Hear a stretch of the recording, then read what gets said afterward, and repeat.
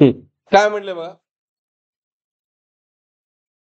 a coil is wound on a core of rectangular cross section.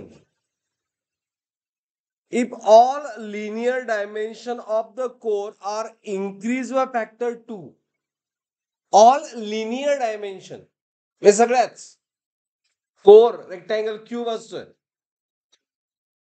number of turns per unit length of coil remains same, self inductance increase by factor.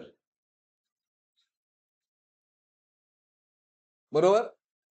हा, त्यासाठी ह्या thinking साठी formula कुठला use करणार? Self inductance of सोलनाइट. काय formula आहे? N square, बरोबर ना. नंतर बरं, सॉरी, म्यू नॉट राहिले की mu naught N square into what, A into N. बरोबर आहे. हा फॉर्म्युला यूज करायला पाहिजे. आता थिंक करा, काय काय दिलंय? लिनियर डायमेन्शन आणि काय विचारलंय? Number of turns per unit length म्हणजे एन एल कॉन्स्टंट, म्हणजे l is a proportional to what? Area into length. Area into length.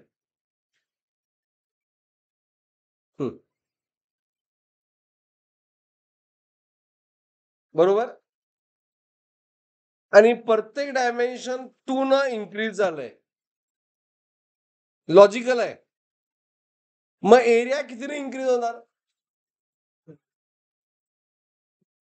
Me option मध्ये बघा, लॉजिकल कळतंय सगळ्यांना की इनिशियल एल, आणि आता मी बघा आता असं लिहितो, A1 इज ए. आता कळते का बघा, and L1 is L. A2 किती होणार? प्रत्येक डायमेन्शन 2 इन्क्रीज झाली, म्हणजे इट इज अ 4A होणार. अँड लेंथ सुद्धा इन्क्रीज झाली. How much? माणसं काय आला पाहिजे? किती टाइम्स? 8 टाइम्स. ओके. अजून दुसऱ्या वेळेने सांगतो बघा.